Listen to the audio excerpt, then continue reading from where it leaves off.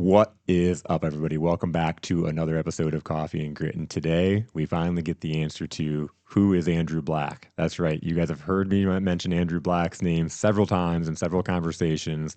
He's the guy that's led me to so many really cool guests recently. We had Hayden Lawrence, we've had Lindsay Hall, we've had several really awesome people that Andrew has sent over to me. And it's really cool. Again, I don't know. We were just sitting and kind of talking about the metamorphosis and how Coffee and Grit kind of happened. And I didn't start this to have a podcast or to be a podcaster. And it's as I've met people like over the years of doing this and that are listening to the podcast. And Mike and the Mitten Junk guys were like, we didn't even know you were a local. We just enjoyed the content. And then sitting with Andrew for the first time, he was kind of like talking about how he listened to it. And then he like this is how you win friends and influence people. He told me at the time, the first time we met, that he thought I was better than Joe Rogan. So he's forever in my heart. I probably appreciate that. But man, since we met, probably a little over a year ago now. We've built a really cool relationship. He's been at the Difference Maker boot camp for a little while now. And like I said, there's all week long. I said the other day when somebody mentioned Andrew's name in a networking meeting, is Andrew is the gift that keeps on giving. You build a relationship with him and next thing you know, you're getting some really amazing connections. So without further ado, Andrew, welcome to the studio. Thanks for having me. It's an honor to be here. And I would say that I envisioned this from the first podcast I listened to. You've been an inspiration for a long time for me. That's so awesome. And you continue to be that inspiration, and you continue to grow as a trusted partner and somebody that I can rely on, both for myself and for the people that we connect you with. And that's the biggest thing, to be able to it's an honor when you connect me with your trusted partners and with your relationships, because that is saying that there has been a trust built up there, because it's not a light thing when you're sending me your valuable connections. Right. And I don't just willy-nilly connect people. My connections are usually fairly strategic. In fact, Luke, yesterday when him and I sat down, I was telling him that, I'm not sure that everyone who I've connected you to a couple of people recently without naming names, and they've sort of passed you on to their managers. And what those people need to realize is that when I connect someone, I'm connecting that person and you. And there's a very specific reason why I'm connecting you. Yeah. Yep. That's interesting because I know exactly what you're talking about, and honestly, it's someone I really like and really respect, and we do a ton of business together. Yep. And I'm looking to do a ton more business with them, and it's someone, to be honest with you, that I really look up to in a lot of ways. And when the time is right, that person will sit down with you. I know they will. For sure. No, it's awesome. And that's one of the things that I've literally had on my list. I didn't know the name of the owner, blah, blah, blah. We're not going to really get into it, but I didn't know the name of this person, but I had ran into their booth a couple times out in the community. And one day I got to meet the owner's son, and he was just the most impressive young man I've ever met. And it doesn't surprise me at all. Ownership and the level of he was like, when he shocked me when he was like, I'm only 18, and I was like, you're kidding me. Like, just the level of awareness he had about relationship building and how to talk to people. I don't normally stop. I've seen this booth out in the public or out in the community for a long time, and this young man, just the question he asked me to engage in a conversation was right off the top a difference maker. And I told him then, I'm like, I want to meet your dad, I want to, and I hadn't that hadn't been a goal. And then you came in boot camp one day and said one of your trusted partners was this company. It's so interesting because I actually remember I think you shared that in a boot camp previously to me, or somewhere along the way, previous to me sharing about that network partner. And there's two reasons I like that a lot. Sometimes the way people are on the outside, whether it be in their business or just how you think of that person, isn't at all how those people are at home. They're a totally different person at home. So it actually, I respect that individual that much more for being who he is in both places, And yeah, Absolutely. and that you know that's just rubbed off on his son in the way that it has, and then impressioned you, and ultimately, like, the if the stars are meant to align, the stars will align. I think Yep. that I think to some degree we have control over that. But if we're looking to manifest something that isn't meant to be, however whether it's God's timing or universal time, or however somebody looks at that, if it's not meant to be, it won't be. There may be aspects that get touched on. You may have like indirect interactions. The other thing that's really interesting about that person is, like, you're in groups that person's in. Like, you guys Yep. literally just somehow miss each other, right? But Yeah. when the time is meant to be, the time will be, I agree. especially now that you've been basically directly, connected. So No, I agree with that. And there's oftentimes there's a couple of people that I've like floated around, and we've like we've either messaged back and forth, and it just whatever reason it didn't work out to connect at that time, and then we end up connecting a little bit later, and the relationship takes off like wildfire. yeah. And I think that kind of happened, like, honestly, like, to circle back to our first trust builder. I Yeah. think that happened with us. Um, I've always been like a visionary. I've always been someone who can basically, as a kid, people said I had a big imagination. I remember, it was probably like first or second grade. I had like this whole like play storefront in my classroom, and like I would hire the other students to be like, yeah, and I had this whole thing. And then I think there was one year actually where, like, I don't remember if it was NBC or ABC, but like one of the local news stations came in to like do a thing on the school, and they interviewed me, and I remember talking about that. But in my mind, even then when I was doing it, I wasn't like in school or in a classroom. Like, in my mind, I was like in an office building, or I was in like this corporate setting. I remember seeing like all like I just had this whole thing going in my head. I've always been very visual. I have a photographic memory. If I could plug you into my head, I could walk you through every house I've ever been in, from the Wow. time I was like probably 3.5 to 5 years old all the way to yesterday, like every single house. And that helps me a lot. And I'll get to that later. That helps me a Wow. lot in my Yeah. home aspect of what we offer at Inside Out, because it doesn't always help other people out, because it's heavily dependent upon me making the correct notes or doing a little sketch or It's your taking superpower photos. directly. But that's like one of my superpowers, is that I'm really able to, like, room by room, and even detail, like, as I'm looking at this space, I can pick up on little nuances in the brick, and then when I replay it in my mind, I'm remembering that there's a dot there and a dot there and a dot there. Wow. So it's like I'm recording it almost in real time. So anyways, I was interviewed. I think the reporter at the time was Connie Chung or something like that. I don't even know if she's still around. It was up to about 5 or 10 years ago, she was still around. I think still with the same network.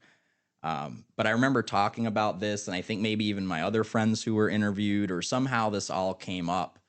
But it all just goes back to, like, so the first time I heard your and I don't even remember who you were interviewing. I remember aspects of it. I know there was talk about travel and planes, and I think the woman had blonde hair. I'm sorry, I don't No, remember who you're you good. were, but I do remember, like, I remember you, and I remember more of what I got from it. So I don't always, because I'm more visual, I take words and I create visualizations from them. So I almost see everything as like a holographic image. If you like, in some way, so I take words and I see words as a holographic image. So I don't even really, I remember planes and travel and very few actual audible aspects of that podcast. But there was something about that podcast, between the person you were interviewing, the conversation, and you and your commentary and how you were holding space for them, that just really lit it up for me. And I remember within the time frame of that podcast, your average length of a podcast, and I was in a bathroom, I was painting, I'd tell you exactly where I was, and same kind of thing, like I can see it like it was yesterday. I was like, I'm going to meet this guy. And not only am I going to meet this guy, I'm going to be on his podcast. But I knew even then that part of it would have to come in due time. Like there was an awareness where I knew, like, I want this for whatever reason. I want this. I know this is going to happen. I'm going to create this. If it's meant to be, I'm going to create this to happen. And that kind of goes back to what I mean. We can put things into creation, but I do believe that there's a certain level of like meant to be. And if it's not meant to be, it won't be. And I can't tell you exactly what that is or what all's in control of that. But energetically, I've seen that play out both in my life and other people's life for both good and bad. And if someone tries to force something, or they buy their way into something, or they somehow get to somewhere where they're not quite supposed to be, they'll either get kicked back, they'll lose all their money, they'll lose their whatever it is, like they'll get kicked back to where they are supposed to be at that time because they haven't learned the things they need to learn to actually be there. Yep. So I've seen that play out both in my life and in other people's lives. But yeah, I remember exactly where I was. And, you know, and then shortly after, a mutual friend of ours connected us, who actually, Mike from Mitten Junk Removal, connected me to her. And it was like probably the last, what would have been 90 seconds of the meeting. And I just happened to say something about, oh, and I was listening to this podcast.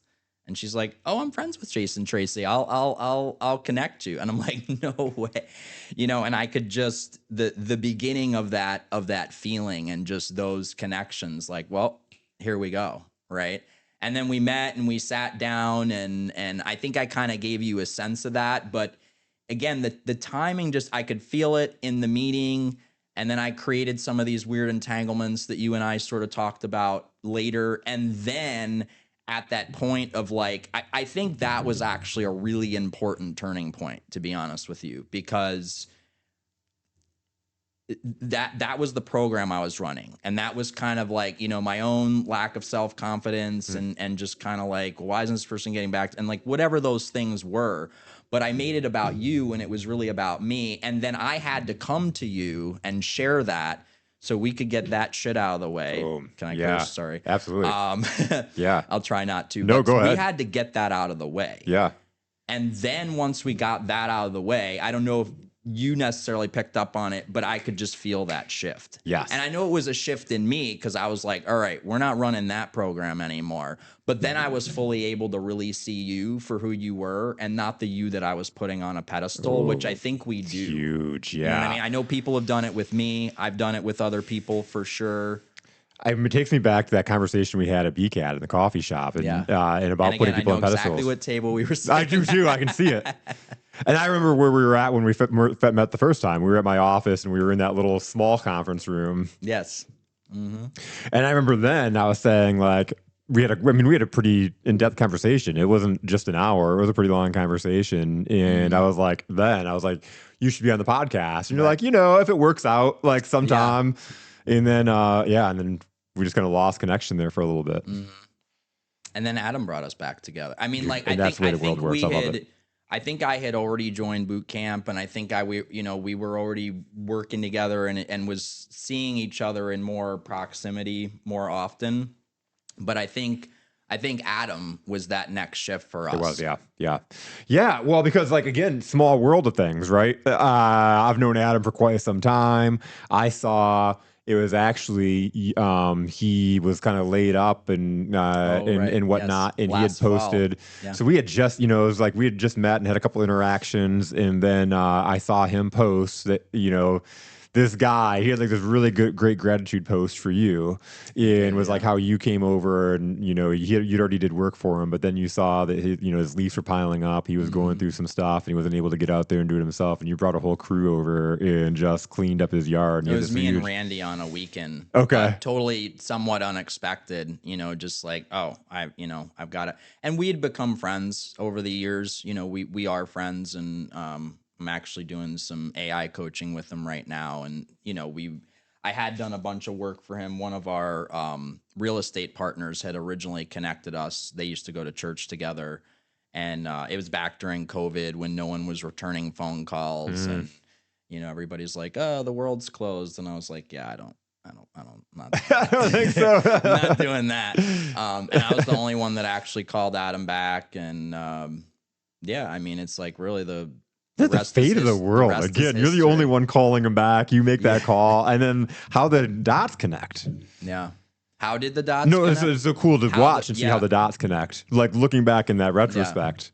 Yeah, and like in a lot of ways, I think Adam and I are very similar. You know, we live our life in a very similar way. We want to see people succeed. You know, we do right by people. We do what we say we're gonna do. Yeah. You know, just like what people like you and me would think are like common basic things, but they're not. Unfortunately, they're not common basic things, and I think that's one of the reasons why Adam's built the network that he's built and knows the amount of people that he knows and is as highly respected as he is. And I think it's one of the reasons why you and I have built slash or building what we're building, because we do care about those things and carry ourselves in that way. And you know, I often say that like 90% of the service industry doesn't care. I don't think it's so much that 90% of the service industry doesn't care. It's just that like it's kind of business as usual, right? People have gotten away with what they've gotten away with, and they've been running the program that they've been running in their own lives and in their business lives, going back to, you know, the dad showing up in business in the same way that he shows up at home. I love that level of consistency. It's just that 90% of people don't operate that way. 90% of people put a mask on to go do whatever it is they're doing, to interact with whoever it is they're interacting with, and then they take that mask off when they go home. Whereas what they really should be doing is just not putting that mask on in the first place and just being themselves, because then they're going to have better relationships with their families, with their colleagues, with their partners, both, you know, business and interpersonal, and better business relationships, because they're just like everything is going to be better because you're going to be attracting the people who are just naturally attracted to you. And even though I think there's always been a level of understanding for that for me, growing up in the world that we've both grown up in, especially growing up in society. I know people who grew up off the grid and they're not like this at all, but especially people who grew up in society, everyone who's grown up in society is programmed to a certain degree. And I won't go too far down that rabbit hole, but we're all programmed, right? We can all agree that we're all programmed at whatever level we're agreeing that we're all programmed. And that program doesn't necessarily serve 90% of us. Mm-hmm. And I watched it not serve my parents. I still watch it not serve my parents to a certain degree. I watch it not serve the people who are closest to me more than I would like to. But I've gotten myself to the point where I realize that I can only help people who want to help themselves. 5,000%. And I can only help myself to the degree in which I'm ready, willing, and able to help myself. And, you know, I feel like I'm doing good and I'm on a good trajectory of continuing that growth. But it's really, really painful to not be able to, you know, to like watch people struggle. And it's just like, well, you're doing the same thing the way that you've done it for the last 30, 40, 50, 60, 70 years. And even though you're 70 plus years old, you could decide to change it right now. It would have been easier to change it 30, 40 years ago, but the second best time's today, right? The best time to plant a tree was yesterday. The second best time is today. And we can take that like metaphorically, and we can, you know, put that into our own, practice that in our own lives. The problem is so many people get caught up in what they didn't do yesterday. And they spend so much time in regret and resentment that they didn't plant that tree. Just keeps playing and it keeps getting deeper. And in the meantime, it's preventing them from taking the action to just go plant the tree now. Yeah, you didn't plant it yesterday. Too bad. Today is a new day. Today's plant the tree. Yep. And I guess like, you know, so there's one thing I'm passionate about is planting the seed. Yep. Right. Because going back to that 90%, right, not just of the service industry, of humans in general, but going back to that 90% is, okay, they're running a program. They're running a program subconsciously, and they haven't had the influence in their lives of people planting the seed. Yeah, there's people who care, but they're just but they're just spewing their own negative narrative from their own lives that doesn't necessarily help that person. Like, oh, you want to go start your own business? Like, what do you're gonna? It's a struggle. You don't have the cap, right? It's just their own shit playing. Yep. That isn't gonna necessarily help that person. One quote that I love, which I don't remember exactly where I've heard it. It's something along the lines of like, you don't have to adopt other people's narratives, and you definitely shouldn't adopt those narratives if those narratives don't work for them and those people aren't where you want to be, right? Or maybe that's my own thing, but something to that degree. Absolutely. Right. But I want to see people get out of their own way, but B, they can only get out of their own way if they have the seeds. And then once they have the seeds, they still have to choose to water them, because I can't water them for you. You can't water them for them. You can plant the seeds. You can give them the tools, as you do in all of the things that you do. They can go to the boot camp. They can show up to the events. But knowledge isn't worth anything if you don't put it into practice. 5,000%. You could have all the knowledge in the world. You could this whole wall behind you could be filled with books. And if the person sitting in front of it, or that owns the house, right? You walk into these houses and it's like, here's my library.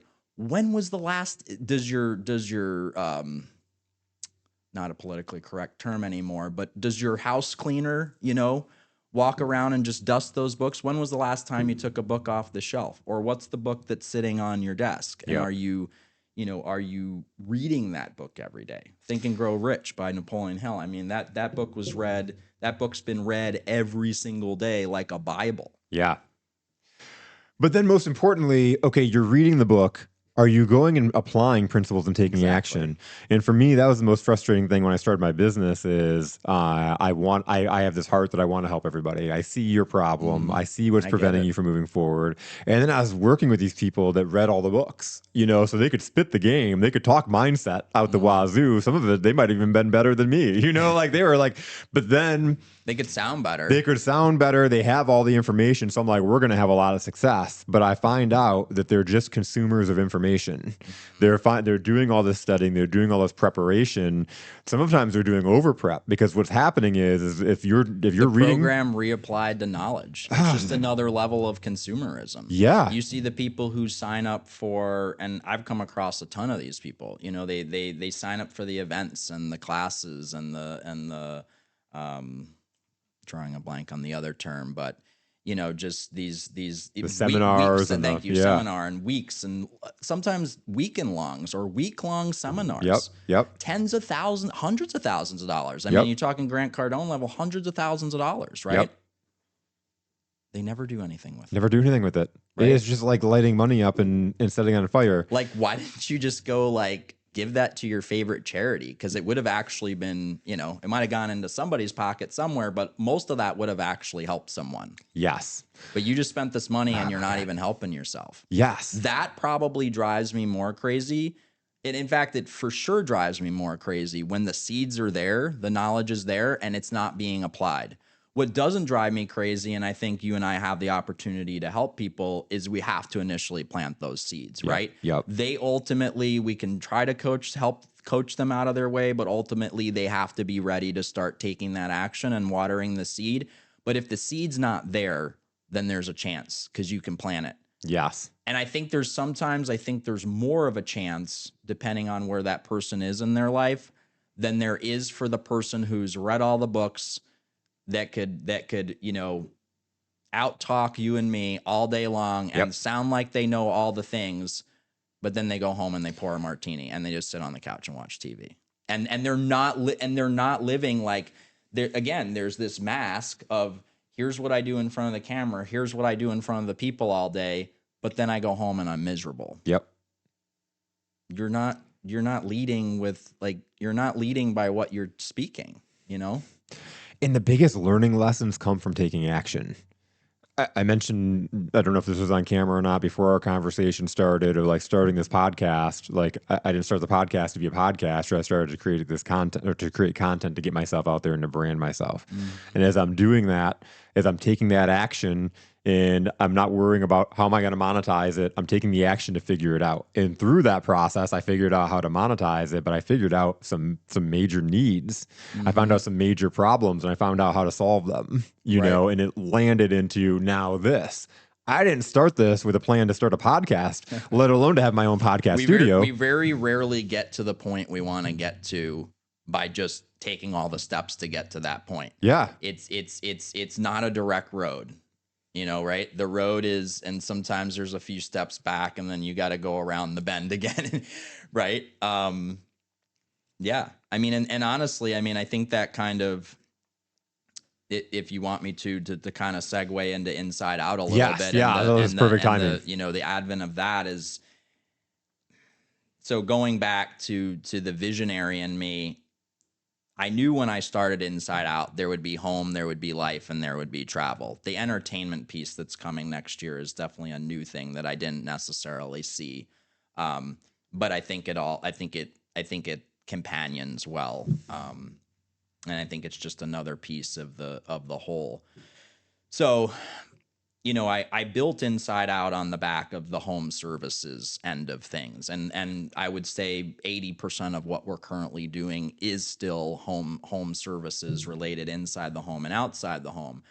And while it definitely works to think, okay, inside out, so it's inside the home and outside the home, but what it actually is, and has been this from the beginning, is inside is everything inside of us. It's getting your mind right, it's getting your spirit right, it's getting your physical body right, it's getting your it's getting your spirituality, your belief system right, it's getting all of those things in alignment.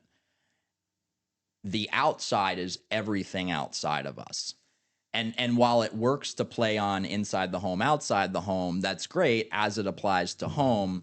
What it's really about is everything inside of us and everything outside of us, and seeing that as a whole system, and that both of those areas have to be balanced. And I think that goes back to even what you were talking about as far as like who you are when you go home versus who you are in business. And so many people are split personalities. There might be more Megan than just can the tell one. you, I don't turn off. Yeah. I'm like, and I think that I think that can be seen as a good and bad thing. I obviously see it as a good thing because I see it as a consistent thing. I see it as a true thing. I see it as a real thing. I have no intentions of ever being any other way. And I tell everyone in my life, and Megan can attest to this, but the people who are closest to me, it's like, yep, this is how he is, and this is how he's always been, and this is how he will be. Like he's not, I'm not going to lower my standards to meet someone else's level of like, well, let's just tone it down a little bit. Nope, I'm on 24/7, and I want to be empowering and inspiring all the time. Now, with that said, sometimes that's a little too much, especially when you spend a lot of time with me. Yeah. Like I'm definitely a high energy personality, not something that everyone has the 24/7 bandwidth for. But somehow, even though Megan and I are very night and day, I think somehow we kind of balance each other out, and we she's helped me grow. I don't know where I'd be without Megan, probably any more than Megan knows where she would be without me. And man, Perfect. we really need to like. We need to get together. There's so many times where I'm like, you would love Jason, Jason would love you, and I think she's a little like, she has a side business. She doesn't really have like her own real business per se because of her health issues. But I think she'd be an interesting story for your platform. Oh sure. Man. That'd be so cool. Absolutely. Yeah, but we got to do a dinner. We got to do a dinner. Yeah. You talked about Single Barrel Social, and I haven't been to dinner since at Single Barrel since before COVID. So Single Barrel, I'm a food and drink snob, and we can talk a little bit about that. I mean, that's definitely like concierge level snob. And that place is good. That place does food, drinks, appetizers, service, the whole nine, the right way. Well, and as you were talking, I want to share this because like we had met, we had a great conversation, and then there was that gap. But I remember specifically one of the thing that I was like, I need to build a better relationship with Andrew is when I ran into you at BCAT, and I was meeting with. I can't remember who I was meeting Mm-hmm. with off the top of my head, but you were sitting with Kimberly West and her son, Yes. And I and think Lacey, and I don't remember if Darren had still been there, but there were a few other people that had that it come and was went there. when you were, yeah. Yep. And I remember like I was talking, but then I heard you, and as they were getting up, like you just from your heart and soul was like, "I love you guys," Mm. and I was like, "Wow, that's who Andrew is." I Like love that you he's, remember that. And yeah, I mean, that's totally who I am, you know? and it was like, but like And I do love those guys. I haven't seen you guys in a while. I hope you're doing well, they're in but yeah, Owasso. They moved to a big town of Owasso. that's what somebody was telling me. Yeah, Yeah. yeah. Chad bought a house in Owasso, and Kimberly moved in with them, or moved in with Nice. them. So I had saw Chad in the gym all the time, like every day. I Yes, saw him in the that's gym, right. and we never, Yeah, I go to the gym and I just go and get my stuff done, and sure. I don't talk to many people unless they see me and they spot me Yeah. in the wild and they come over and start talking to me. But and then I saw him at a Serious Nut breakfast with Kim. Like I think maybe you had invited them or whatnot. This was last year, Hmm. and I was like, oh Yeah, wow, Kim this is was the in guy I know in the Sursa for a gym all while. the time, right? Right. And then, but then again, And again, like it's like anything else. You don't notice the car until you're driving the car. You don't yes, always until it's on your radar a couple of different times. You don't always make the connections, but then automatically it was like, oh yeah, we all of a go sudden to there's that same. relationship, and I Yeah. had talked to him a couple times. He's a pretty noticeable guy, like. Hmm. And one day he wore a shirt that was very similar to mine, and so I was like, look Hmm. at us, we match. And Yeah. so we had some like short dialogue. Very similar energy. Chad's just He's got a he's real good such an energy, real good heart. awesome. Oh You can yeah. tell from And his. that was one of the things like I really need to reconnect with him because he very much very early on had like brother energy. And I'm not like I'm not the guy that's like, "Oh yeah, my brother." Like I'm not like that with people. If I call you my brother, like that's that's hitting my heart for sure, Yeah, and we just really connected, and Kim and I really connected initially, and yeah, no, I love that you it remember goes back to that. that Maya Angelou thing, though, of like, yeah, it's a whole quote of like, people don't care how much you know until they know how much you care. Mm, And I think that was just consciously, I could say subconsciously, but consciously, I was like, that's Andrew. Like that, I could see your heart. I could see that wasn't mm, fake. I could see that was so real. And it was like, that's a valuable relationship of, mm. somebody that cares that much. I love that. And I love that point too, because, growing up in New York City, I didn't like New York City, but I say I played the game well. So going back to like programming, the programming is it's like it's not what you know, it's who you know, or it's more about what you know. Whereas like that never really resonated, deep inside. And what resonates deep inside is like, I the people that I love the most are the people who show me their heart. The Chad, the Kims, the Lacey's, um, the Mike, the Mitten Junk guys. Yeah, I yeah, mean, yeah. like just people who are like they're just they're those people. Whether you see them at a baseball game, whether you see them in the grocery store, whether you meet them through like your networking group, whether you like they're that's just how they are. They're caring, loving, want to help you type of individuals, almost give you the shirt off their back kind of individuals. And the man who inspires me the most is my great grandfather, who I never got to meet, who did come here literally with the shirt on his back, and he was that kind of guy. He was the guy who would literally give you the shirt off his back, and I grew up hearing stories about him, and it was just always like that was who I wanted to be. And Mm. I think there's a part of me that and I won't go down this rabbit hole today, but I do remember past lifetimes, my own past lifetimes. Um and I almost kind of feel like there's an aspect of him in me. And I don't know if that's because I was him, or if that's just because it's who I can relate to the most in my family. Both my parents chose what I refer to as the rat race and kind of did the 9 to 5 thing, very traditional route.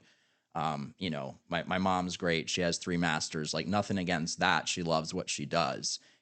I knew from a very early age that that wasn't what I wanted. You're hiring the students in your classroom in elementary school, you know? Yeah, I knew from a very, very early age. I mean, even before that, I can remember like if there was a loose doorknob, I would like take my toy screwdriver, and my parents were not mechanical or oriented in that way at all. It was just always kind of like, oh great, this is broken, you know, like, but I mean, even down to like leaving light bulbs blown out, and that's a whole nother funny thing that I won't get into. But it was just like I just knew from a very young age that I was different.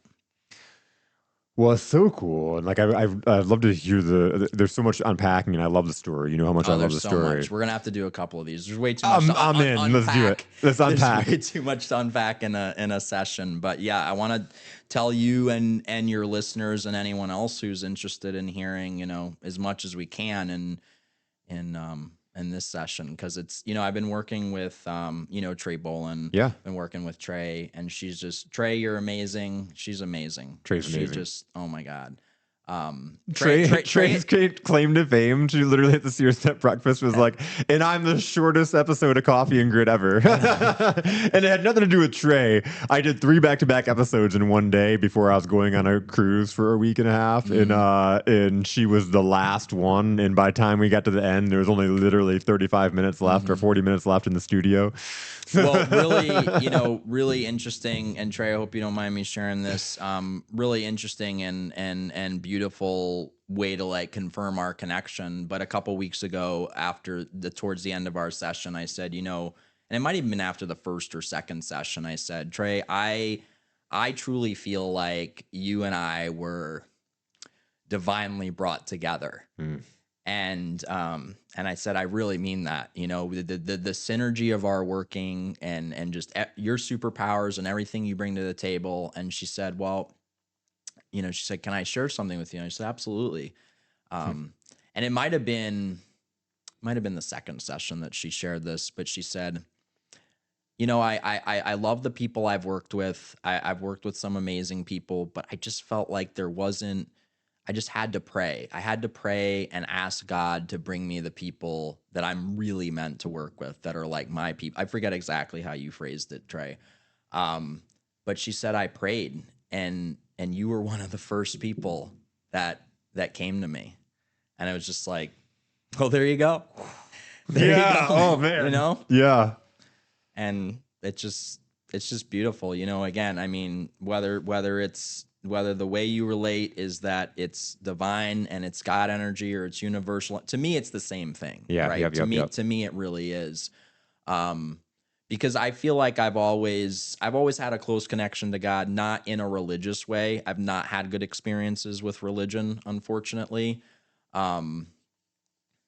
Maybe Trey can help with that, because I know Trey's really connected. But yeah, I've always like I had a few angelic experiences growing up to where, you know, like I would have gotten hurt or I would have gotten killed, and I very clearly remember angels essentially coming to save me. And I've always like had a really good connection to what I refer to as the angelic realm. So I've always been close to God. I just haven't been close to God in the way that most people speak about that. It's like my own, and I know at the end of the day, it's all of our own individual relationships to that.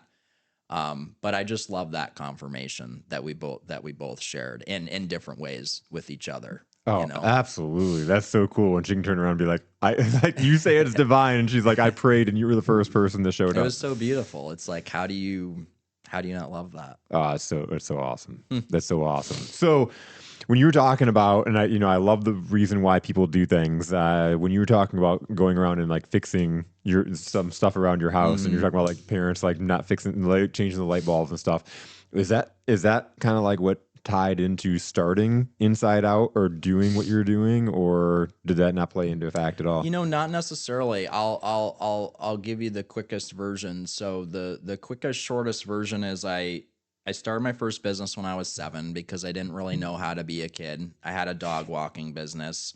I had that probably between 7 and about 9 or 10, I want to say. I remember having that and being in restaurants kind of simultaneously, but not for long.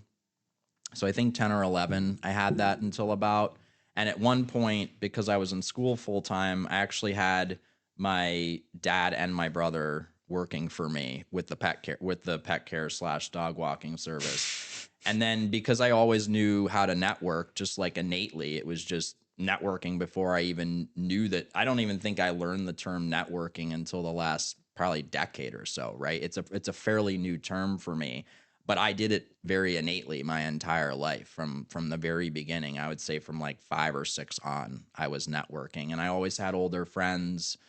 I was always able to make older friends. I was always liked and respected, and um, so I ended up befriending two brothers that owned restaurants, and I would then go on to work with them for probably between I did a couple of other things while I was working with them while staying in school full time. But I would say I pretty much probably took about a year of just kind of hanging out and whatnot, and somewhere between 10 and 11 started working for them part time after school, and in the summers full time. And I did that through about 16, 17.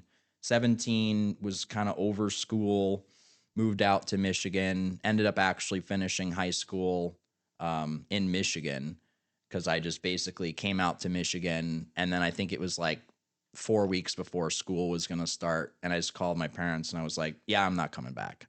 I was just like, I'm done, and then shortly after that, I finished school So were and you 16, 17? How old were you? I was like 17 and a Yeah, half yeah. because I had been, I want to say it was like fifth grade. I had been held back. So I was a little bit older than what I should have been, like actually finished. I would have been like, I think 18 or 18 and a half Yeah. if I had finished, high school, like within the year of my peers and whatnot. Um, so lived out in Grand Rapids for a little bit between Grand Rapids and Allegan County, and then went back and forth a lot because I drove a lot back then. Like we would, I would drive home for a weekend. I'd drive out at midnight. I'd get there at like 6 or 7 in the morning. We'd spend the weekend with my parents, and then I'd drive back to Michigan. Um, did that for a little bit. Ended up meeting someone who had like always wanted to live in the city and whatnot, and like go to school in the city. So we ended up moving back. I moved back for probably about 5 years. I skipped over a few things. So for going back to the restaurants, I met the brothers, but then also because I didn't really like the curriculum of school. I was never a school guy. Yeah. School didn't really work for me. I knew how to You're an entrepreneur. yeah. Yeah. Yeah. I knew how to create things out of thin air. I knew how to start my own business at 7. I knew how to network before networking was a term. I knew how to have older friends and do the things that like most 12 and 13, 14-year-old kids weren't doing and didn't have the exposure to. Um, I was driving BMWs and Mercedes Benzes at like 15, 16 years old, and like, going to the Hamptons and just like doing things that most adults probably it was very like limelight almost, right?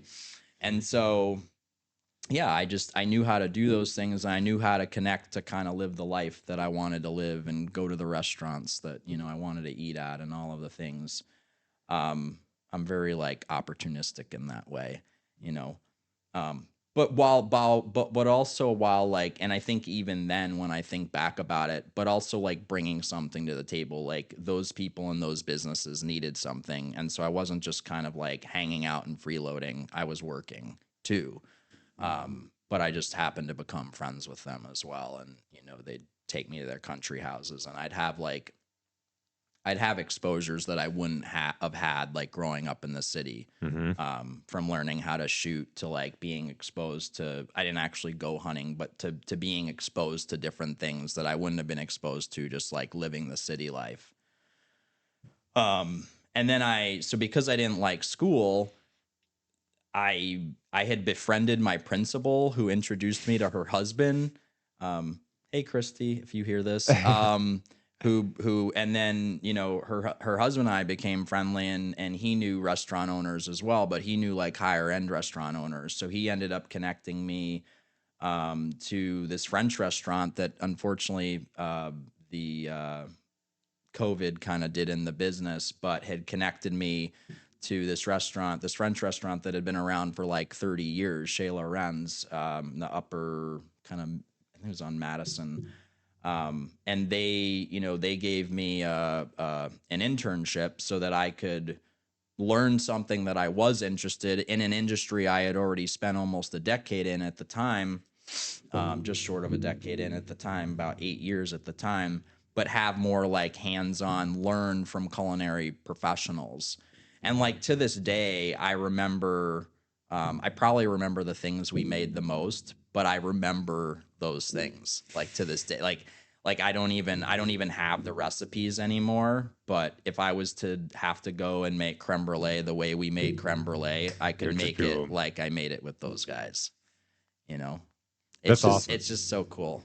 Like that photographic And memory. in telling you, I can see it. Yeah, I can see the kitchen again and everything. It's so cool. So fast forward back, moved out to Michigan, then moved back to New York. My buddy Lawrence, who I'm still friends with, super awesome guy. He's getting ready to move to California actually, but we grew up in the city together, known each other 30 plus years.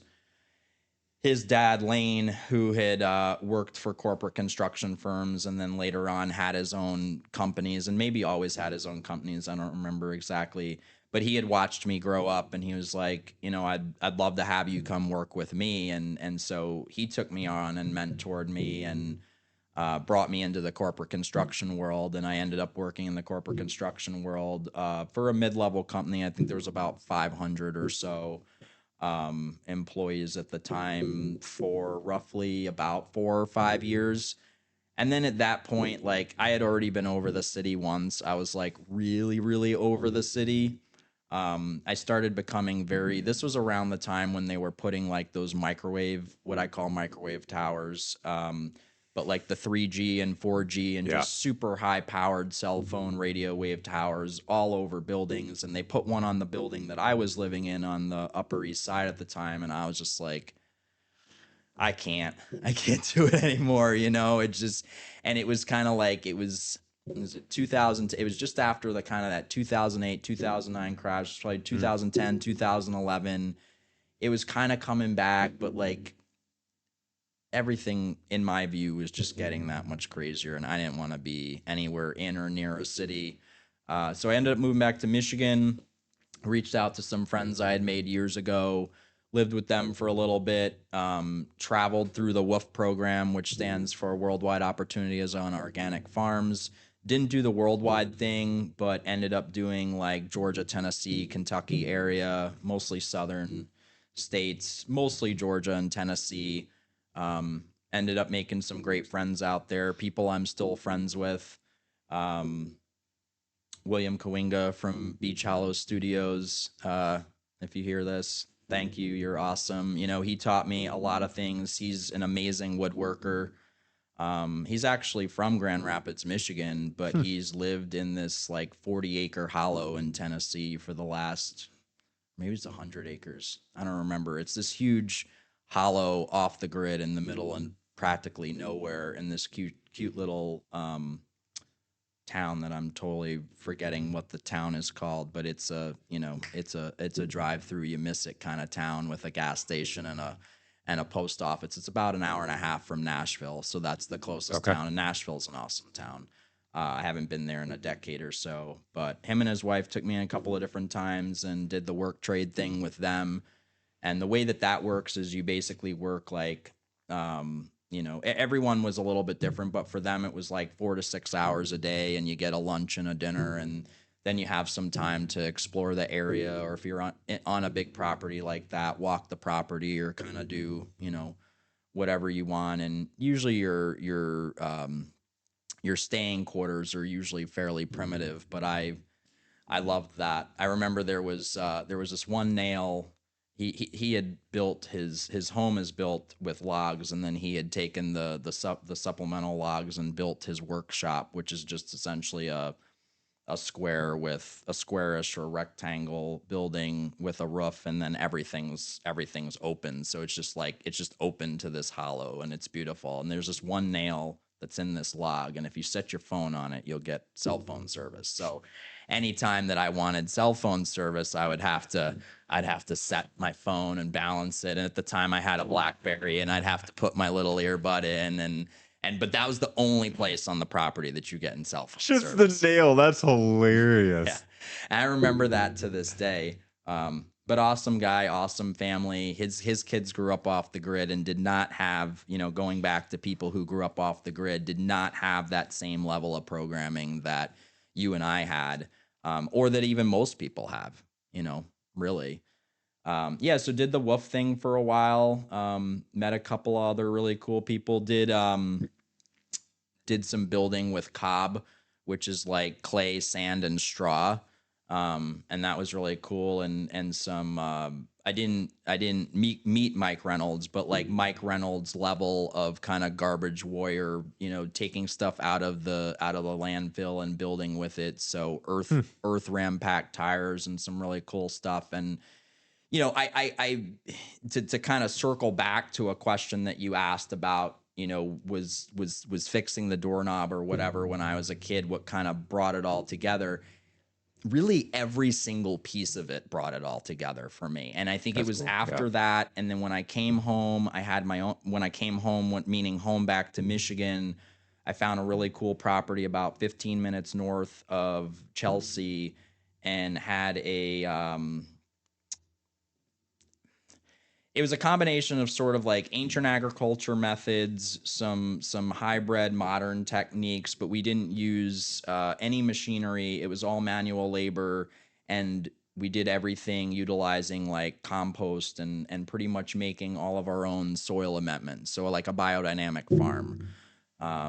Had roughly God knows how many chickens at one point. I never knew how much I would love chickens. I've got pictures of them like on my head and on my shoulders, and they're just such cool creatures. They are really cool. They are such cool creatures, and they're so smart. Yeah, they're so smart.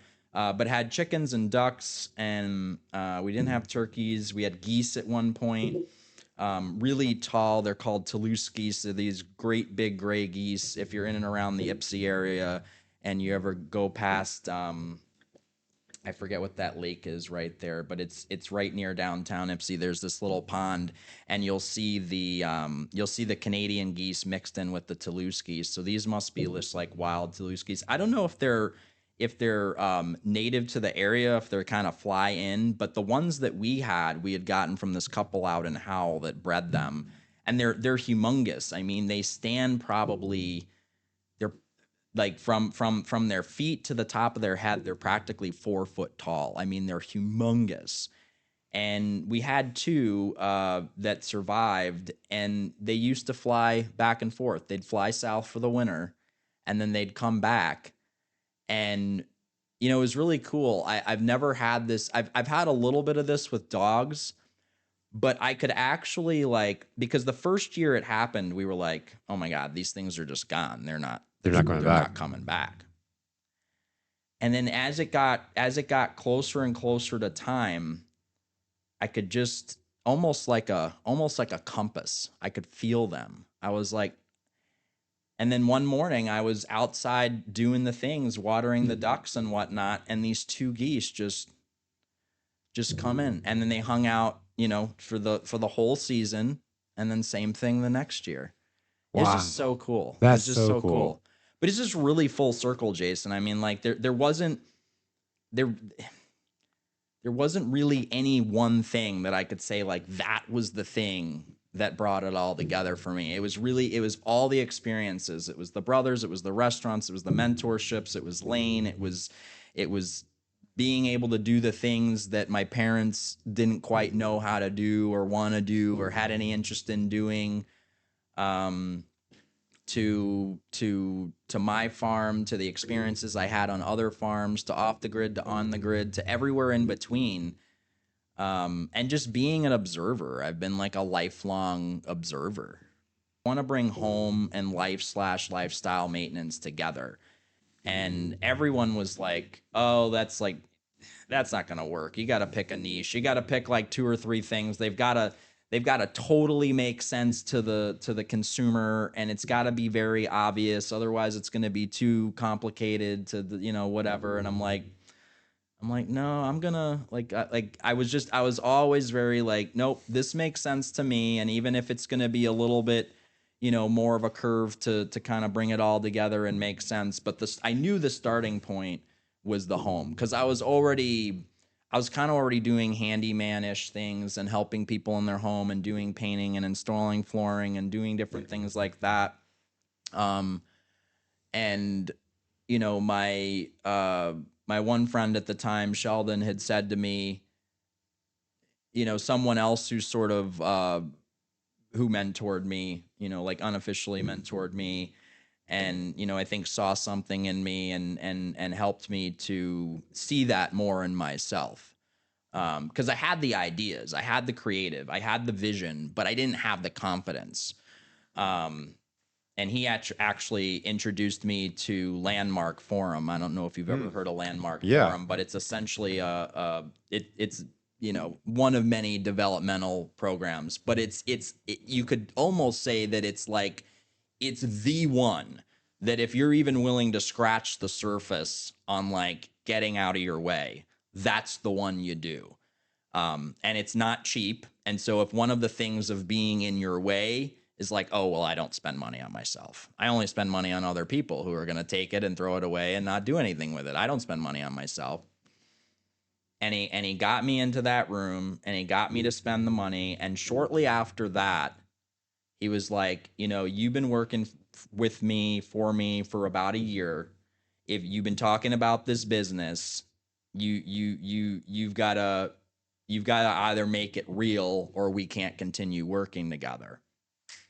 Made it real. 2018, January 1st, 2018. I mean, I started, kind of late November, December. He connected me. I don't even know what the guy calls himself, but essentially somebody that could help me set up the business and everything, make sure I had all the articles, make sure I had the operating agreement, make sure I had all the things that most business owners don't have. 99% of business owners that have an LLC don't have an operating agreement. Y'all never even heard of it. It's very, very important. Yep. You have to have an operating agreement, because that's the thing that separates you from you as an individual to all the protections that you can have with the business. Anyways, not my thing, but get an operating agreement. If you don't have it, hire the right person. So he connected me. He was all about connecting me to the right people, connected me to the right person for that, got me all set up. January 1st, 2018, I started. There was no we. I was the we. I wore all the hats and did all the things for 5.5 years until a mutual friend and client who knew Jason, who's still with me now. My lead kind of handy person, technician guy who does the majority of all our in-house stuff, and now we have other people too. But initially was like the first person to really start doing the majority of all our in-house stuff. But yeah, I wore all the hats and did all the things, front, back, everywhere in between, for 5.5 years. And even I remember even the business guy, because I was like, oh, well, there's gonna be senior companion care, and there's gonna be all these things, and he's like, how does that relate to the home? And I'm like, dude, concierge, like, don't you get it? And it was just, for the longest time, I would say for probably we're going into our 8th year. I would say for 5.5 or 6 years, no one got it. Little to no one got the connection. There's less than a handful of people. There's less than 5 people from even going back to those days who are still clients today. You know who you are. I love you guys.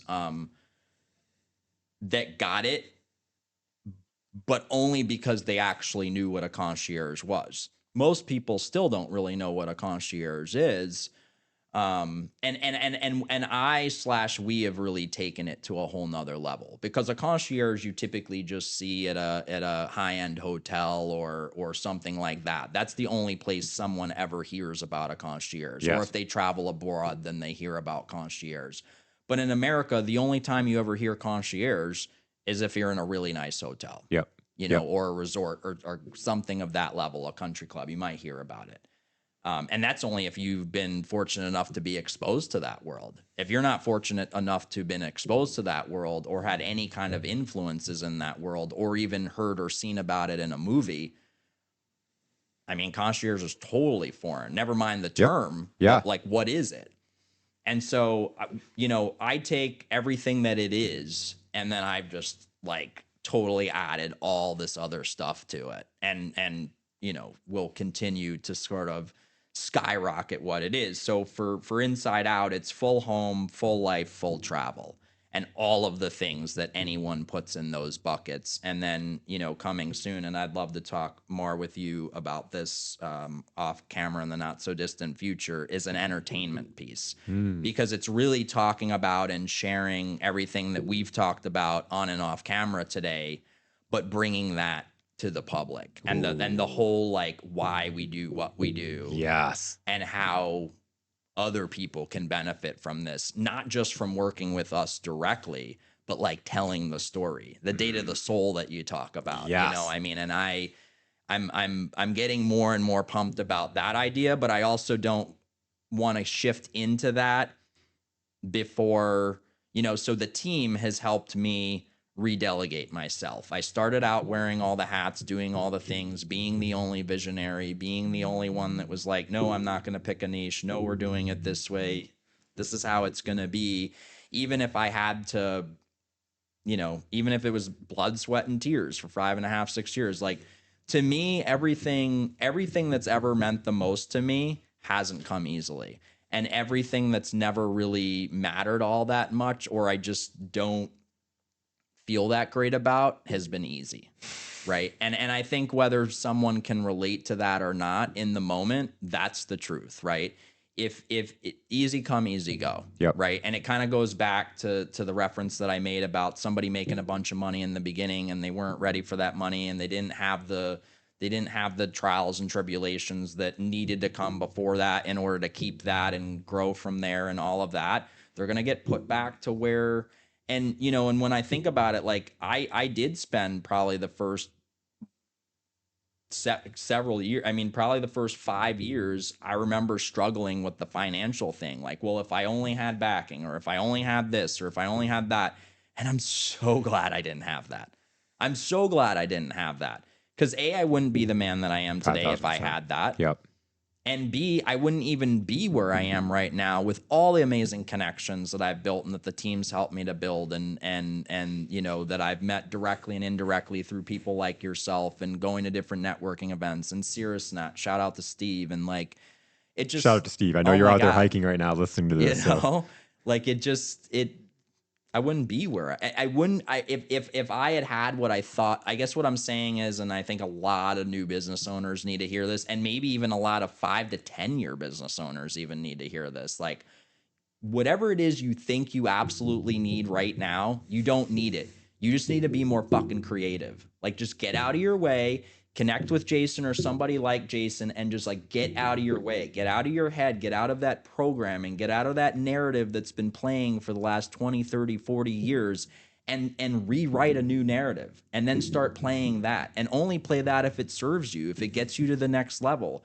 Because like whether it's money, whether it's a person, whether it's like whatever it is you think you need, you probably don't really need that. And even if you do need it, get creative. There's another way to get to it. Yep. And the way to get to it is through relationship. I mean, I've created like...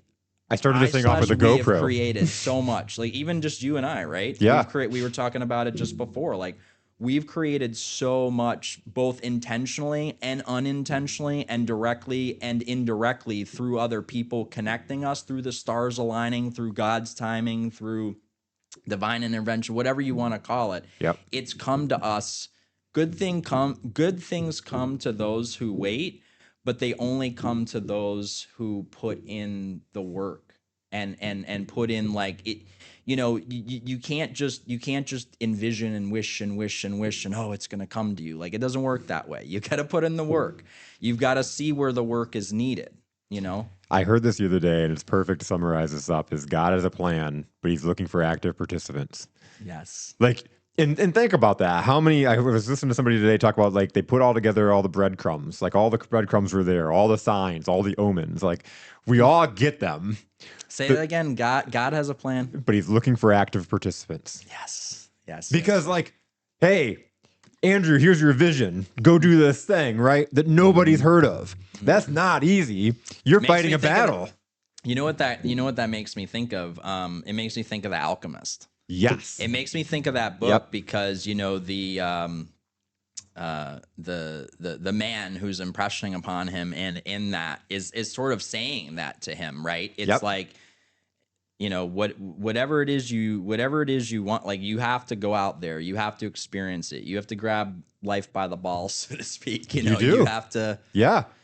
The Alchemist is a book that you know how passionate I am about. Every entrepreneur should read it. I love that you've read it. You're one of the few guests that I've had on that's actually read it beforehand. I read it. I read it probably when I was like, I think the first time I read it, I was probably 12 or 13 years old, and I was a late reader. So it was like, it was one of those books where it was probably just outside of, as embarrassing as it is to say, but like it was probably just outside of what my reading capability was at the time.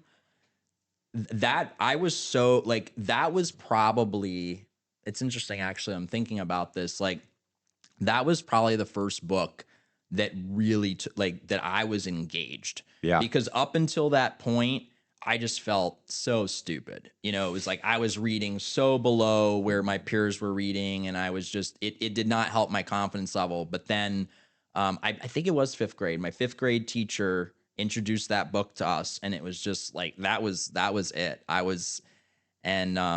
You know, I haven't fully read it back through Reddit since we talked about it. I did try listening to the audio. I don't like it. Like, you don't like it? Okay. No, yeah. Because for me, I'm very like, I could get some of the visual, but nothing against the narrator, but I didn't like the voice didn't connect with me. Yeah. And I just get so much more from reading it. And it's like watching a good movie or anything else, you know, when you watch or read something multiple times, you've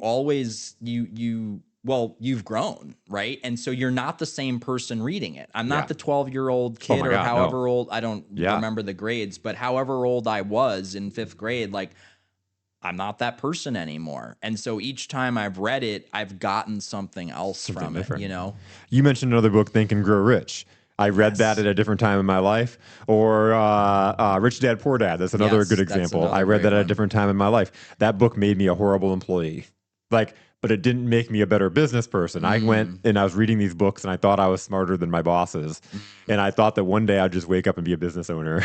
You know, like I had to realize I had to go through the experiences. But then going through this, when I read the book again, it was like, oh, I saw it in a different light. And like it sounds like what happened, and it's probably similar for me too, is like we had to grow into the person that was ready for that book, right? Yeah.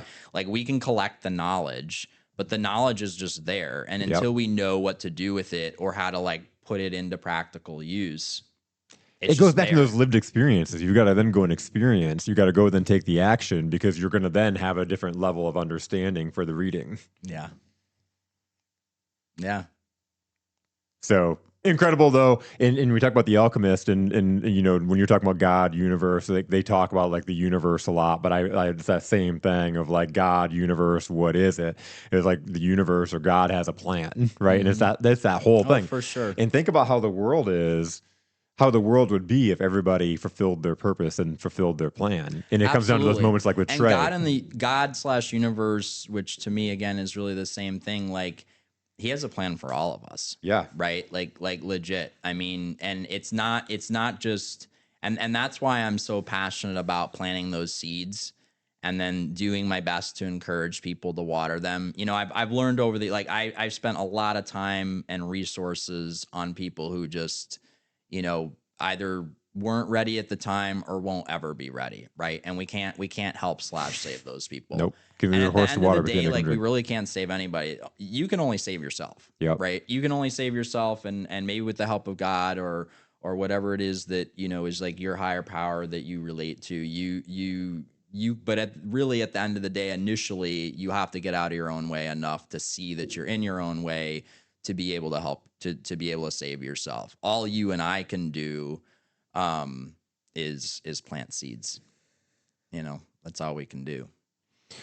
And I love it. It's like just today, somebody was like, I was like, oh, I'm going to meet up with Andrew Black. We're going to do a podcast. And he's like, I don't really fully know what he does. I get the idea, but I don't really fully know. And so I think there's a lot of that education. You're fighting this battle. I hope some of it's here. But at the same time, in boot camp the other day, you were like, I helped close six figures of business for my partners. So like people are getting for a single partner. For a single partner in a 2-week period. Wow. I mean, we're doing real business, y'all. Let's sit down. We're doing real business. And, and going back to that for a minute, we're doing the realest, biggest business with people who are showing up at the same level that we're showing up, who are really delivering, and it's in that particular instance, it goes back to that individual that we were talking about in the beginning. I mean, he's just bringing it. He's built his whole business on the back of customer service, right? And like it's all about service. It is, yeah. It's all about service, and that's exactly how I've built Inside Out. Is I'll break if I would rather do business with you and break even at the end of the day than not do business. Now, obviously, I'm running a business and I can't do that every single time. But we love getting involved with different things. We Tammy Cromer from Clara's Hope, she and I connected earlier this year, and we're just like we love that organization. We've helped them in any way that we can. We've sponsored some events. We donate like a monthly amount of time to them. I just actually had one of their families reach out about fall cleanup, and I was like, oh yeah, no problem. Like we'll take care of you, And she was gonna pay us or whatever, and it's like, nope.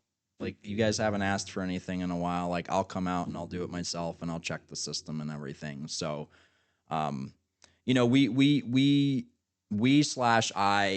specifically really like giving back. Like if I've been fortunate. Like I've been fortunate throughout my whole life for people to befriend me, to mentor me, to give. Another one that sticks out is like the book The Go-Giver or The Giver's Gain or any of that kind of thing where it's like just give forward, right? Just give forward, teach, educate, leave somebody better off than when you found them, even if it's just like a single serving conversation, whether it's a single serving conversation while you're waiting for a train or, you overhear something in a restaurant. Like if the timing's right, just intervene, have that conversation.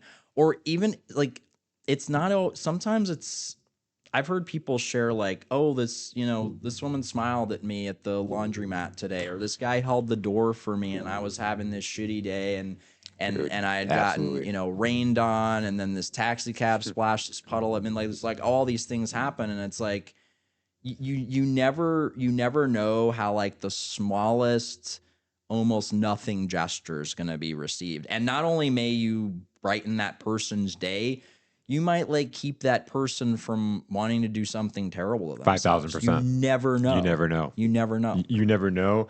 And to your point, a smile is free. Being able to like have it look somebody in the eyes and see them as a person and have a conversation with them is free. Like saying and nice words. And you don't know what that free. Person experiences. You like have no idea. They're every single. They may never get eye contact. 5,000%. They may never get hugs. Yep. They may never be told that they're loved or that they're worthy or that they're valuable or like. I mean, people live really messed up lives. 500%. And you never know what someone's going through. So like. Whatever the least is someone can do, like at least do that, right? Here's a challenge for everybody. And like, if you've had somebody like what you're talking about that's come in and given you their time, their encouragement, like somebody's come in and changed your life, whether they know it or not. And most of the time they don't know it. They're walking around and they're living their lives and they're in their own head. They're having their own imposter syndrome or they're having their own tragedies. And sometimes you have no idea, to your point, what they're walking through. And I did this thing when I first started my business and I loved it. It was like a challenge that I had. I called it Tuesday Tude. And it was like my early content where I'd get on. I did it for about 6 weeks and then just pattern interrupt, right? Where as somebody that impacted my life, I went on and I made a video about it. Like somebody Mm. that's a leader that came in, or my mom. I did one from about my mom, how she changed my life. I did one. I had 6 different episodes, People you and knew and people you didn't necessarily know that just impacted you yeah, in some way, shape, or form, big or small. big or I small. love And so I that. made a video and I tagged them in. And then the whole thing was not just me giving a shout out to this person, but then I was like, who impacted your life? Just like I'm calling out right now, who impacted your life? Who changed your life? Reach out to them, whether it's a video, whether it's tagging them in a post, whether it's just picking up the phone and calling them, shooting them a message, because you have no idea what they're going through. And my very first one I did for a manager that I had, her name was Jackie Johnson. When I worked in the UP, she was just amazing. And I learned so much about leadership from her. I watched how she created this real family atmosphere where any one of us would have did whatever it took to make her look good. Like Mm, she created this thing, and I just watched how she brought fun into an environment. I watched how she inspired and led us, and it was like a big part that inspired me in my leadership. mm. And she was my first episode. I made this video and I tagged her in, and she called me right away. And mind you, I didn't talk to her in like 5 years. She called me right away and she was like, Jason, you have no idea what I've been going through. Mm, She was like, I'm having these battles, and sometimes you just don't know if it's worth it. mm. And then I get this Talk video. about divine timing, man. Divine timing, and you have no idea. Yeah. You have no idea, and it's just so cool to be able to just share some words. Mm. That was what she impacted my life, and she didn't know it. She didn't know how much she impacted my life. It was huge. Wow. I love stuff like that. Me too. And it was like it causes that. I love you. I mean, it impacted me. Just I could feel it. Just you sharing, right, and not even knowing who you're talking about, but I could get like going back to sort of the visualization from words. I don't remember if that was on or off camera, but everything turns into a visual for me, even if it's not a visual of like the exact specifications of what the person or the place that you're talking about, but I could just there's a lot of emotion in what you shared. And it was cool. And it was something I thought was fun. It really got real when she called me. It was my very first one. And it was like, wow, this is incredible how impactful it is. Because again, we're all human. And so she was listening. I tagged her in. Oh, you tagged her. I tagged her into the post. I knew she was on Facebook. We'd not talked on the phone or anything, but we had messaged each other through Facebook. Nice. And so I knew she was there. And what was really cool is from that, I had a lot of other people within my life that were going out and they were doing the challenge. They were going out and calling or shooting a message to somebody.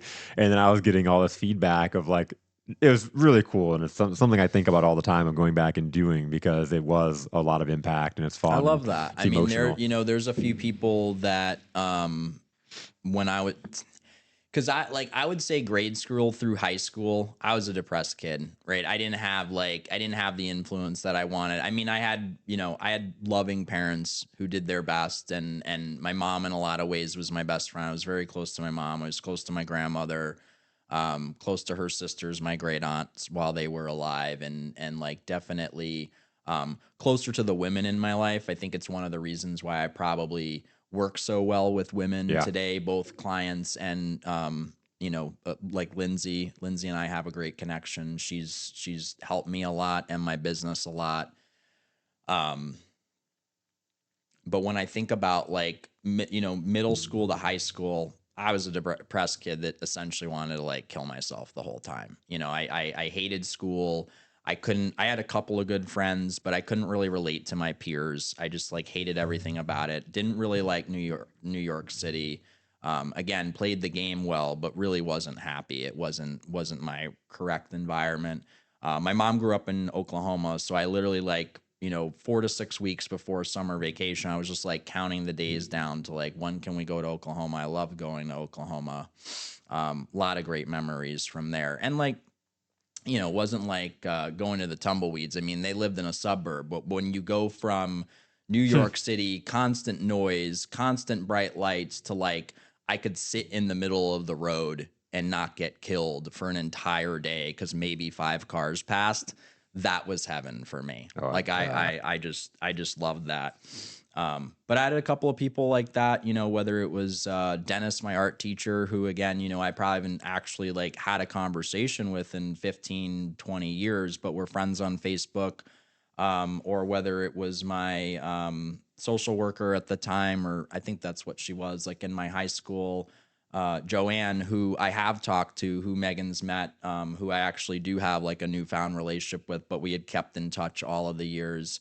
You know, if I didn't have like those, and both of those people know that, Dennis for sure, and I think Joanne knows that as well. But like, if I didn't have those two people, I honest to God don't know that I'd be sitting here right now. And if my parents, my dad's very not techie, so he won't listen to it. But if my mom listens to it, that, you know, might upset her a little bit. And again, like she was and is amazing. Amazing, and she's an analyst, and she helps people in her everyday life too now, which is really cool because she spent like 40 years in travel. So talk about like a total career change. But again, it was always something she wanted to do. Her mother was a teacher and was really passionate about being a teacher, and she knew that, you know, she knew she'd always have a second or third career, and when she had a second or third career, she knew it would be around serving people at the highest level to the best of her abilities. So she definitely does that, and she's amazing. But if, you know, for and not but if it wasn't for those two people specifically, and I'm sure there were any number of other people, but if it wasn't for those two people specifically, yeah, I don't know. And you know, and the great relationship that I had with my mom, I really don't know if I would be here. Like that's, you know, that's how much of a depressed kid I was. It's incredible, and thank God for those people. Yeah, You know, thank God for those people that come in our lives, and the angels that you've had. Like, there's a for sure. reason why Absolutely. you're still here. Oh yeah. Yeah. Yeah. And I think there's a reason why we're all here. And I'm very passionate about helping people discover that. You and me both. You know, because again, that whole plan, that whole purpose, like, man, when you're living in that, like when you're able to embrace your gifts and use those, how much better is the world and how much better is your life? You know, For it's sure. it's going back to like the divine feeling of working with Trey. You know, it's like you get to Yeah. choose the people that you're around. Yeah. Yeah. Well, you get to choose them, and I think they're, you know, in some cases they're divinely brought to you. Oh, absolutely. You know, I mean, yeah, they're divinely brought to you, and ultimately you always have a choice, and it's to choose or not choose. So in that sense, you choose them. Um, but yeah, and then, you know, it's we all make choices, and I know there's a lot of people who are still stuck in narratives that don't necessarily serve them. And, you know, when you say, oh well, like, you're making that choice, uh, you know, the truth will set you free, but first it'll really piss you off. And sometimes I'm really good at unintentionally pissing people off, but, you know, I've also been very good in my life at like kind of just telling people what they need to hear, and not necessarily what they want to hear, or not necessarily what they're ready to hear. Yep. Right? It's Yep. like they need to hear it, Yep. and their future selves, if they make the right choices, want to hear it, and will thank them for hearing it and then doing something with it. But one of the things that Trey and I have talked about really recently in the last session or two is like, she's helped me realize that one of my superpowers is seeing other people's potential. And I've been really good at this my entire life, whether it was somebody my age, a peer of mine, or someone much older, or my parents, or whoever it may be. But they don't always necessarily see it, or they're not ready to see it. And so what took me a really long time and was like a struggle, and I still struggle with some of the people that I love and care about the most. I have one, well, anyways, my one friend who, like, every week I try with her, every single freaking week. And one of these weeks I hope that she'll start watering the seeds. And that kind of got me off track for a minute there. But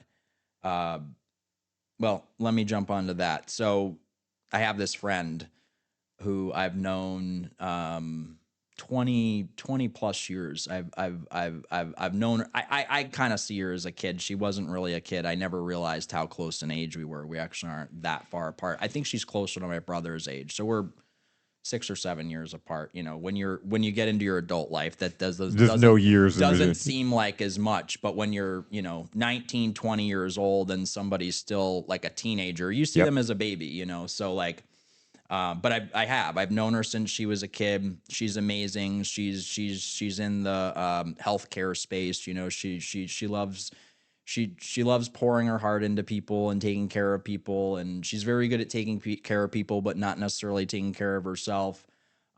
She's a single mom. She shows, she's what I would call a rock star mom. She'll go without eating for her kids. She'll work 3 jobs for her kids. Like she'll bend over backwards. She's, there's a lot of people. There's a lot of people I've known in the last 20 years that I don't give the time of day to anymore. And I actually just said to her a few weeks ago, I'm like, you're one of the few people, if not the only person that I've met in that time period that I actually still talk to and give the time of day to. And I said, there's a reason for that. And I said it in Facebook, and she said, why is that? And I said, because you're worth it. And yeah, I hope she wakes up one day, because she's amazing, and she should she should be reaping the rewards of that. It's so tough. We have so much in common. It's like I love diving into this even more, because I like all the things. One, like most of my clients are women, and I think it's because I had a single mom. I was always around my grandma. I was always around my great aunt. Like I can see people's potential, and then like from that coaching standpoint, it's like it's my job to help them have the belief in them that I have in them.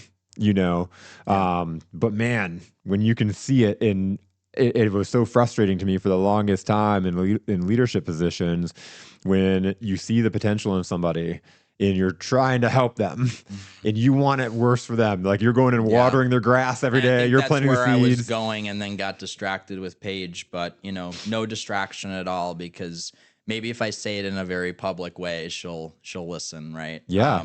And I really hope she does. Like, again, for me, it's like, and for me, it's like, it's all my heart for her, right? It has nothing to do, like, I mean, I've offered to come work with me. I've made other offers.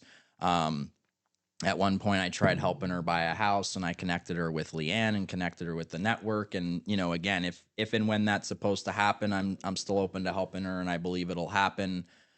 But I just like, I wanted her to see it for her. Yep. I want her to see her the way I see her. Yes. And probably not even like, I'm sure there's other people that see her that 5,000%. way. I'm the most outspoken about it. Yep. I've been the most consistent about it. And maybe to an annoying point, but I would rather annoy you to death and know that I love you than never for you not to have that, right? Because maybe you don't. And she hasn't always made the best choices, right? And in my opinion, throughout my observation of her, she doesn't make the right relationship choices. She doesn't choose the right things for herself. And I'm not saying anything here that I haven't said directly to her. She knows that I feel this way. But I just feel like I see her in a way that she doesn't see her, And again, I'm sure the people that she serves in her nursing career and whatever it is exactly that she's doing right now, I'm sure there's other people that experience her in that way, but they may not tell her that. Yep. Most people don't tell you, and kind of what I've learned is like being a good speaker, I've been asked to give all the funeral speeches, in my family. So like, man, my stepbrother passed away, and he was a year younger than me, and he was one of my really good friends. My mom and my stepdad met because he and I were good friends, and he didn't have that. He didn't see what other people saw in him, and. Whew, I bet that was always really hard for you, like painfully hard, right? Because you see, like we see people.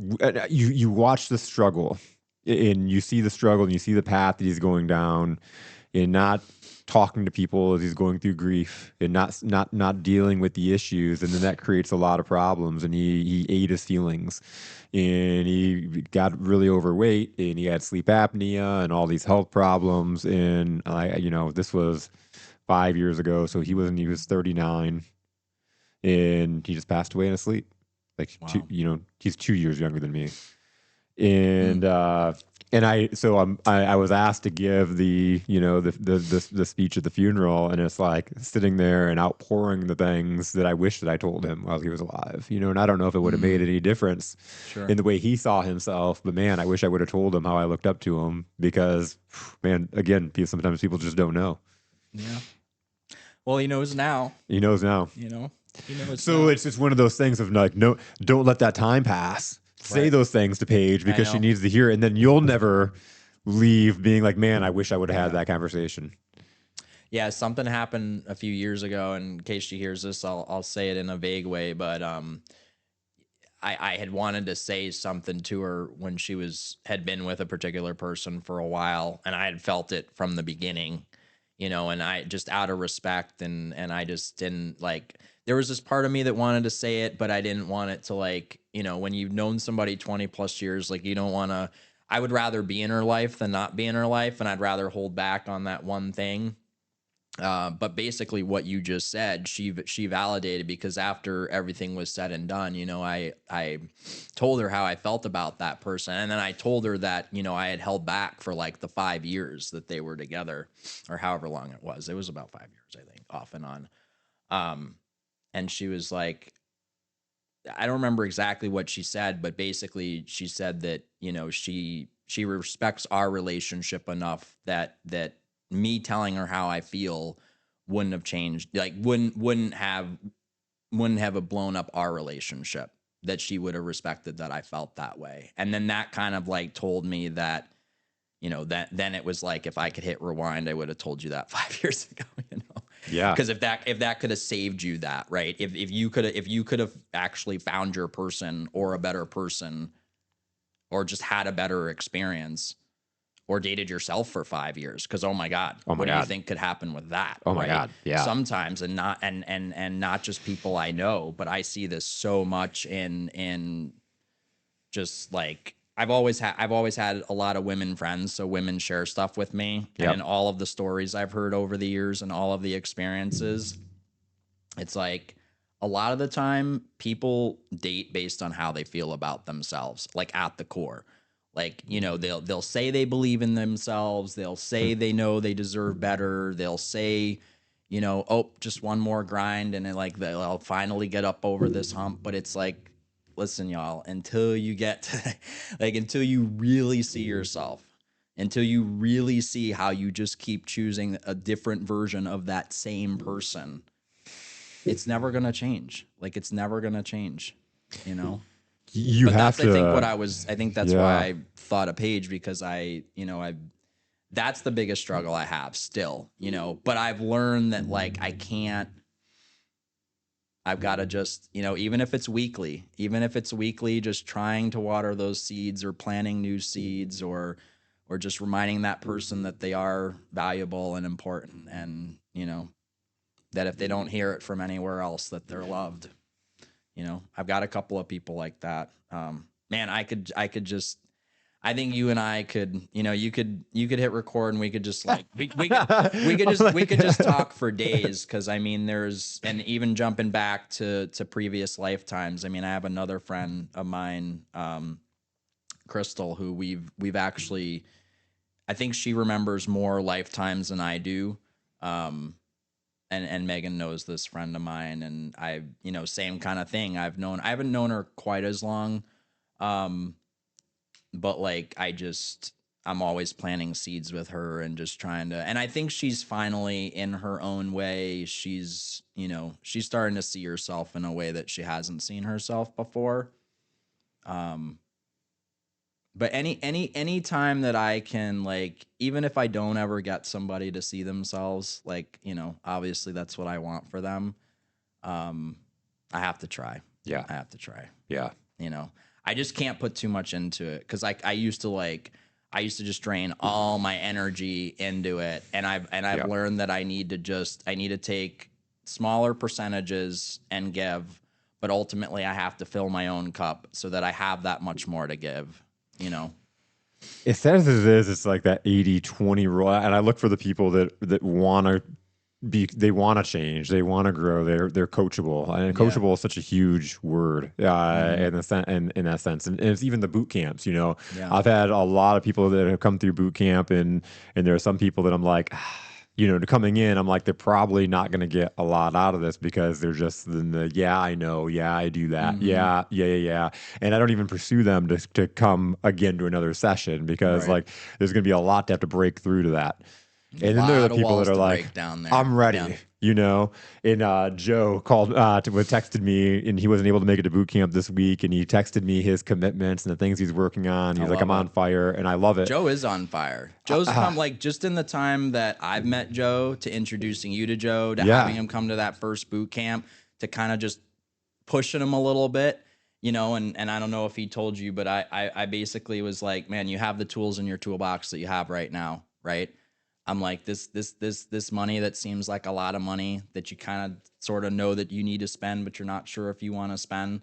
Like, dude, just commit to the 4 weeks, right? Do the month. Like, if you don't want to do the other, like, commit to the 4 weeks, and in 4 weeks you're gonna have that many more. And I'm like paraphrasing, I don't remember exactly how I said it, but you're gonna have that many more toolbox. Heck, you're gonna have a whole nother toolbox with a whole new set of tools, and you might even throw out some of those tools from that other toolbox, right? Because you're gonna have this whole new toolbox with this whole new set of tools, and it's so cool just to see how far he's come, like just from that conversation, because that was just a few weeks ago, and him and I are talking like multiple times a week now. I mean, like he'll call me on a Saturday evening, or I'll call him or something, and we're becoming friends. And Megan and I and him and his wife and Madison and Mark from Davenport Window Cleaning are all getting together for a triple date night next Saturday. Oh, and that's it's awesome. just like, and I can just like feel that family growing, and I just met all these people. But it's just amazing. It's like when and we're already like, I mean, not 6-figure level, but even just in the time that I've known those two people,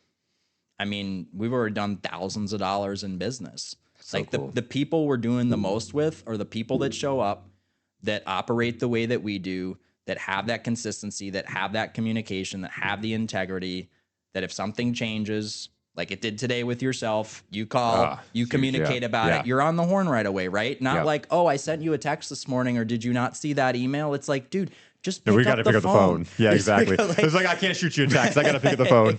Yeah. Well, so like Joe, he sends me this big long message with his commitments, and he's like, he said in the message, I hope that I'm not abusing that I have your phone number. And I was like, no, brother. Like, no. Like, he's done that with me, but I love that he communicates that too. Me too. I love that. But then it's like, I love that you're like, the people that I love working with are the ones that are like, I'm doing this today. This is what I did this. Hey, I have a question here, because I know they're out there doing the work. I know they're out there and they're going to have a transformation. And then there are some people that like you chase. And I used to get so frustrated, going back to the people that won't drink. I used to get so frustrated. Like I'm holding their head under the water. Like, no, you need to drink. You're thirsty. Come on. And then I have a carcass that I've got, like I've killed them, Like you've waterboarded them. I've waterboarded them. They're dead. And I've got to get so frustrated. But I just have to remember that they're not on. It's not their time. It's not their. They're not meant to hear it right now. They might be on the path. They may have read the books. They may have been to some seminars. They may have come to a boot camp or two. They may be inspired by your message. Yep. But they're just not quite ready to make that turn, right? And they could be parallel to it. They could be right there, right? It's like, oh man, it looks really cool over there. Wow, it feels a lot better over there. Like I feel more like myself there. Yep. Right. But they're just not quite. And like, man, Joe, I'm so glad I'm so happy for Joe. Like because I could feel that he was kind of there, but I'm glad that he just pushed that little bit more himself to get himself over that hump, And I think when you meet Madison, Madison's amazing. I'm excited I haven't met Mark yet. I'm gonna meet Mark at the dinner. But I know they've been out together to do a couple of our jobs already. And talk about integrity, like both of them. They're just like, they do our job, like cool. They have their before and afters, like I love it, but they're tagging us. They're talking about how they've partnered with us. Like that's right. That's all the things that you would want. And I didn't even have to we, obviously I connected them to Lindsay and we talked about cross branding and all our, posting and all of that. But I mean, like they've started doing that before we even really talked about that. and like Madison still has yet to sit down with Lindsay because of some scheduling conflicts and whatnot. But yeah, like that's just that though, like that level of integral people is who I like to work with. Like I shouldn't. Yes, you just organically, you innately meet my standard. I don't have to tell you what my standard is, because honestly, like my standard / the inside out standard is just like, it's really just what the standard should be. Like it's nothing crazy, right? They follow up. Yeah. They take care of their clients. Yeah. You follow up, you communicate really well, you do what you say you're going to do when you say you're going to do it. And if you're not doing what you say you're going to do when you say you're going to do it, then you're in communication about it, right? Like the communication's just, it's the foundational building block to all the rest of the things. Yep. But it's not even like a standard that I should have to say is like, here it is, like this is the standard to meet, right? And then you have guys like Adrian who like I can look up to him because he's like raising the bar even higher. Yeah.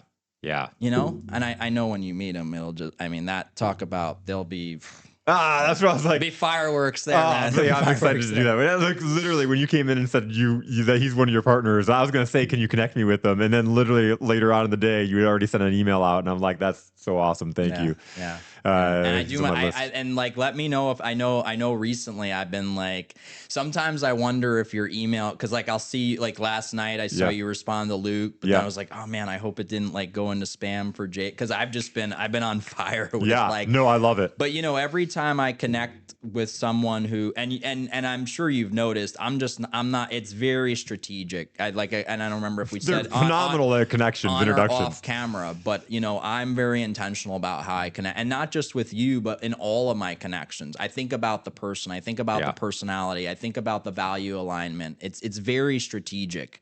And so that's why, you know, and I'm going to try not to get too upset about it because it's only happened once or twice, but that's why I get a little kind of like, really? You passed it off, or you did this? Like, this is a strategic connection, damn it. But when the stars align, and I know for the other interactions you've had with what we were talking about earlier, it'll happen. When it's time, it'll happen. It'll happen. Well, I think we've done a really good job of answering the question of who is Andrew Black, and I've got to have you on for more episodes because I think we can dive in so much. We could sit and riff forever. This has been so much fun, and I appreciate you having the flexibility. When I called this morning to say I can do later today, because I didn't know, you know, you're busy, and I know it took some time to get this on the schedule. We have to have some flexibility in what we do, right? So yeah, more than happy. Super honored to be here, man. Yeah, thank you so much. My absolute pleasure. My absolute pleasure. So thanks again. That was killer.